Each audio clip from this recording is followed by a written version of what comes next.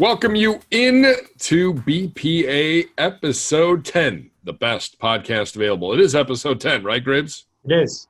It is. 10 days into practice, recapping a day out here in Berea with pads, but a day that, there was a little somberness in the air with everything that has gone on with this football team in the last 24 hours, really 48 hours if you go back to the madness on Sunday, and then all of the injuries that happened yesterday, especially in the secondary, and now the news that Grant Delpit is out for the year with a torn Achilles, a devastating blow.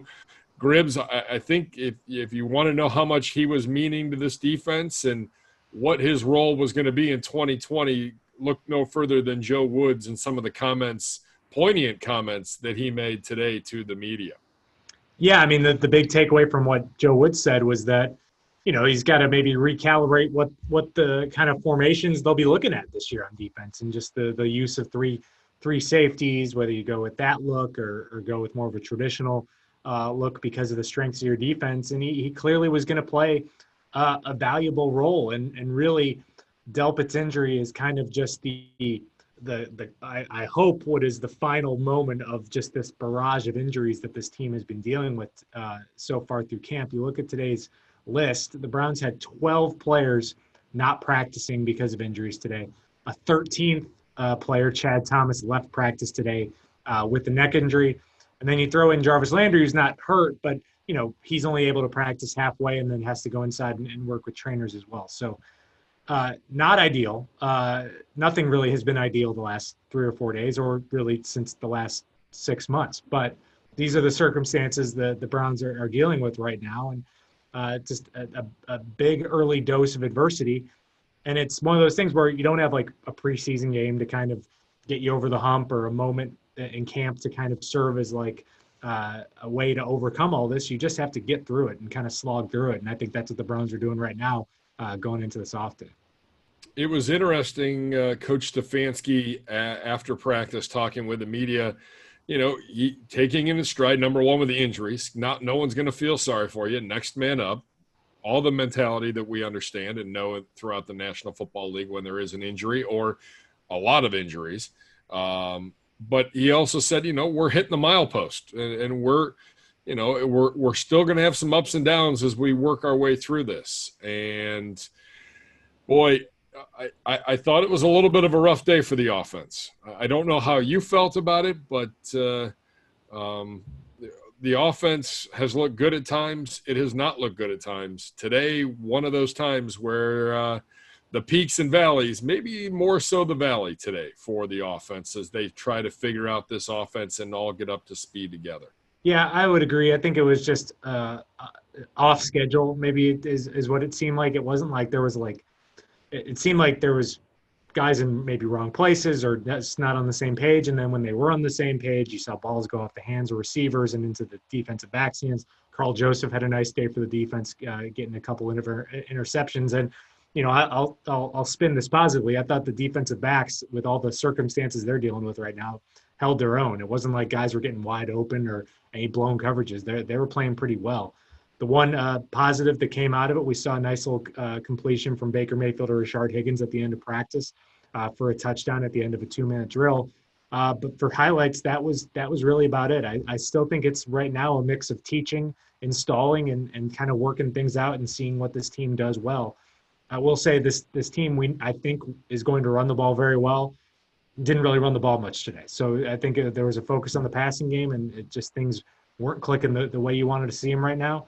But you take the off day and go in and try to attack this over the next 4 days after the off day.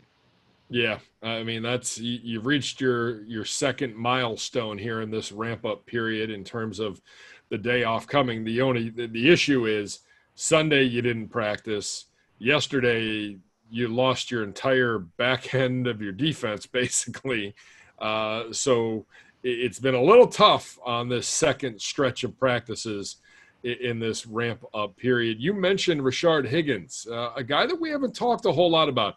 We've talked about Kadarius Hodge, and he's had some ups and downs, and Donovan Peoples-Jones, and some of these other wide receivers, Rashard Higgins quietly starting to stack a few days together, although his offensive coordinator, Alex Van Pelt, had some really high praise for him as well today after practice. Yeah, I thought it was a quiet start to camp, but he's shown up these last couple of days with a couple of big plays. And I think that he really has been predominantly that third receiver with the starting group over these last few days. I don't know if Hodge's absence from practice has had something to do with that, but I think he's taken advantage of it. I think that the catches he's made, too, have been not the easiest catches to execute. And I think he's performed well in that role.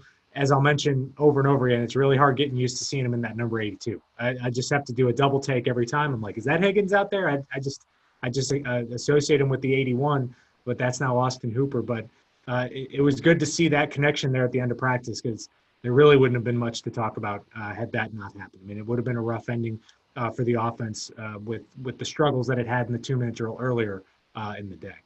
Our offensive coordinator, Alex Van Pelt, also with some praise for Nick Harris and the job that he has done. He said this on Browns Live earlier today. But some praise for Higgins, some praise for Harris. What are you seeing from this offensive line here in this second stretch of practices in the ramp-up?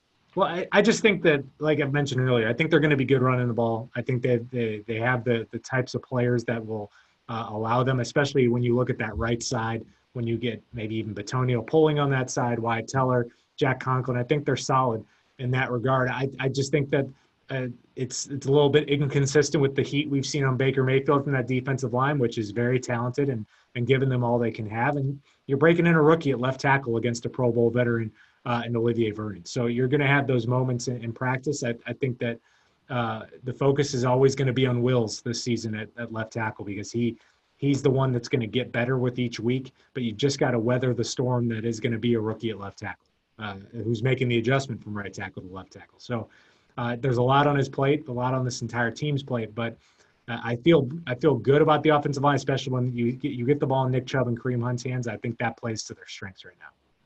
It's a rough day for the offense when Hooper drops a few balls. That was I'll call that an aberration for right now. I mean, he's had a heck of a camp. I mean, the tight end room in general has been fantastic. Yeah, I just think it was a rough day for the offense. Put it to bed, move forward. And as Odell said, you try to go 1-0 the next time you go out there, and take it one day at a time, and even 1 hour at a time, the way things have been changing across the NFL landscape. On the defensive side of the football, we talked a little bit about him yesterday, but Jordan Elliott continues to impress, as does Phillips, the rookie linebacker. As those two continue to get some additional reps, starting to see some things from those two that are pretty positive. Yeah, I would say both are long-term pieces in this defense, and I think that both, depending on what goes on, your defensive line, we saw Larry Ogunjobi come back today, so you had your starters back in the middle of the defensive line, but clearly Jordan Elliott showed a lot there with those opportunities, and Jacob Phillips, probably your long-term answer at that position, depending on how long Mack Wilson is out. So the faster Jacob Phillips catches on, the better off this defense will be. But we've seen a lot of good things from both him and Taki outside of B.J. Goodson in the middle there, that makes you think that clearly this linebacker core is maybe the least experienced in the entire NFL right now. But you've seen flashes and seen some good moments from them so far in camp. Now we just see that, you get thrown into the fire week one with probably your toughest test as a linebacking core that you're going to face all season with Lamar Jackson and the Ravens. I mean, it really, you almost can't judge what we see from this group week one, because that was a team that gave the veteran linebackers this team at last year a lot of trouble. Well, and again, as we've talked about, it requires a totally separate play call, essentially. I mean, your game plan is different than any other team. You tweak things week in and week out, but when you play Baltimore, it's a totally different game plan when you have a quarterback like Lamar Jackson. So there will be some challenges. All right, in that corner room right now, who are you looking at over these next few days? Because clearly guys aren't going to be back, although Money Mitch was doing a lot of calisthenics today and looked like, he was very much into practice. And I think he understands that the opportunity that he has with all of these guys down. But it definitely sounds like Greedy Williams might be out for a little bit. Still a lot to be determined. But Greedy could miss a few days here, and some opportunities for Terrence Mitchell to move up and get his reps as well as Kevin Johnson's reps. Yeah, it'd be good to see both Mitchell. I mean, three guys: Mitchell, Johnson, and Stewart. If you can get all those guys back, I think you're in good shape. The player that has stepped up, I think, is Donovan Alumba, who's filling in for Greedy Williams now. I mean, he looks the part of kind of that big, lanky corner that you like to have. He's 6'2", 205 pounds, and he looks the part of what like the modern corner has become in the NFL. And I think he's got a good shot of making this team. And you don't see too many guys get signed in March who have never played in a game, but that was an interesting signing by the Browns. I mean, right around the same time he signed JoJo Natson. So he was someone they targeted early in free agency to get in the building. So I think they clearly see something they like in him. And he's someone I would watch as someone who, even if Greedy comes back here soon, someone that's going to have a role in that defense, I think, this year. Yeah, nope, I would agree with that. Who else in the corner room right now? You know, we talked about Donnie Lewis getting some reps, the late round pick last year for the Browns. But who else can we be looking at in this corner room over the next week here as guys slowly start to come back from injury? Yeah, I mean, you look at in the slot, your options behind Kevin Johnson. There's Donnie Lewis, and then there's AJ Green, the undrafted rookie out of Oklahoma State, he's another player that can help you in the slot. And I just think when you go back to the safety position, your options really behind Sendejo and Carl Joseph right now start with Sheldrick Redwine, and then a whole bunch of unproven guys. I mean, Joe Woods complimented Elijah Benton and Javante Moffitt, but both those guys are undrafted players. And then JT Hassel really only played on special teams last year and got a couple snaps here and there when the Browns were really decimated in the back end of the defense. So the free agency process, you're looking at like a 5-day period where you can react to these injuries in terms of getting guys in the protocol, working them out, and then deciding if you're ready to go. So as we saw with the Mack Wilson injury, it took about 5 or 6 days to make that adjustment and bring in Malcolm Smith. So we'll see if you can maybe by Saturday or Sunday, if you're looking for options outside of the building, that's when it might come. But earlier than that, it's just impossible to do right now in our current climate. I was going to say that was where I was going next. It's almost a 5-day period. If someone's not with the team and you go and trade for them, it's a good 3 to 5 days at least before they can be in your building. Yeah, and that's why I think, like, if you look at the waiver wire every day, you see these team workouts, and it's like each team is like devoting a day to a position group. I saw one team the other day work out like 5 guards or something like that, and I don't know if they're signing any of them right then, but it's almost like you need to have them in your Rolodex ready to go so that you don't maybe have to wait for that period to get them locked up if you need them. And so I think that's something that teams are having to adjust their strategy with. But, I mean, if this was the old ways, you might have a new safety ready to go by Thursday's practice. And I just don't think that's possible right now. I mean, crazier things can happen, but I think you just have to go through this entire process to get these guys ready to go and in your building. So, more reps for undrafted guys, more reps for Sheldrick Redwine, who I think now is in a prime position to play a pretty big role in this defense. And we'll see what kind of moves Andrew Berry in the front office kind of cook up here to replace a player in Grant Delpit who, I mean, is almost assuredly out for the season. You know that now, and you have to plan that way. I think the one thing that has gone overlooked, not necessarily by us, but maybe a little bit, all of these injuries, and there's a lot of. I started reading through them about a minute from now. We might be wrapping up the injury report. The issues that all of these injuries cause for special teams, and Mike Prefer, who now really has his work cut out for him over the next couple weeks. Yeah, I mean, a lot of these guys were involved in some way, shape, or form with those units. And it's just, even when you go down to something as simple as like your extra points or things like that, where, you know, someone like J.C. Treader is probably going to be your center on the field. And it's just, I mean, there's just a lot of players involved in all these processes. But special teams coaches at least are used to this. They're always shuffling guys in and out because they're at the mercy of the bottom of the roster. So probably no huge adjustments for Mike Prefer, but it's just, a lot of this is just not ideal. I mean, it's not ideal to be missing this many guys at this part of training camp, and not great under these circumstances to be installing brand new offenses and brand new defenses. But again, as Stefanski said, no one's going to feel sorry for the Browns. It's just going to be something where this team could look a lot different week 6 than it does week 1. And it's just going to be how you handle the adversity that comes with some of these games and maybe some of the successes and the surprise moments that you're able, the positive moments you can have. So they just have to build up, figure out what they're good at right now going into week 1 and kind of build from there.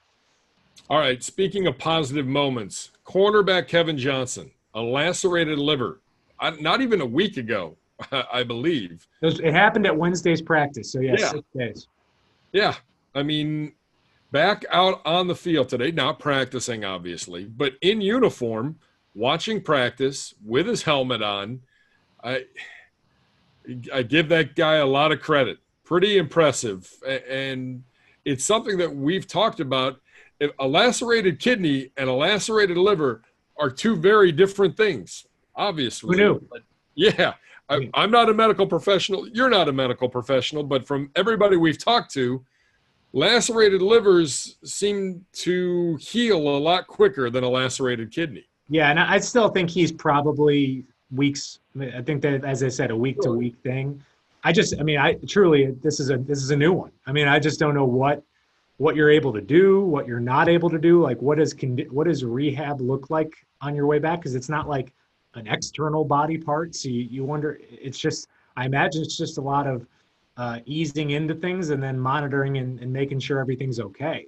That would be my guess, but good to see him out there. It's always the opinion where if a guy's out there on the practice field, they might be getting closer to getting back. I mean, that's usually the theory in that, unless you're someone like, I think, J.C. Treader, who I think is going through some rehab and getting all that stuff done while the team's out in the practice field. So everyone's different. We'll see what happens with Kevin Johnson, but clearly you wouldn't be talking about this guy as much as we have if we weren't impressed with what he did. And I think that those first 5 days were very impressive on his part. And clearly with what Joe Woods mentioned about incorporating nickel and dime, I mean, this is going to be a player when he's back and healthy, he's going to have a pretty big role in this team. All right, so 5 days and a day off. It was supposed to be 4 days or 3. Yeah. They had a little bit of a practice on Sunday. Monday and Tuesday practice. So we're off Wednesday and then 4 days. And then an off day, and we'll kind of see where things go from there. What are your expectations here over this next stretch for this team? Where does this team need to go? What are you looking for from this football team as they continue to ramp up to, by the time we get to this coming Sunday, we'll be 2 weeks out from a football game. No, I mean, this is where you should be peaking in your preseason, because this would have been the dress rehearsal weekend game, correct, right? I mean, this would have been Stefanski versus his old team at First Energy Stadium in a nationally televised game. That's what that was supposed to be. And so this should be where you should be hitting your stride and getting your guys that you're counting on as much looks as possible. And I think we've already seen that. I think we've mentioned on the side just the deviation of reps in camp have not looked like a normal training camp. I think even a guy like Garrett Gilbert, the third quarterback, we don't see much of it all, and really not much of anyone else in that quarterback room. It's been a lot of Baker and a lot of Case, and that's pretty much it, because you're rolling with your offense and your defense that you want to get ready for the season. So, I just want to see hitting that kind of ramp up in the actual training camp part of this that you see usually in the August 20th range. I think we're going to be seeing that in the next few days, and then you're getting in the game prep mode.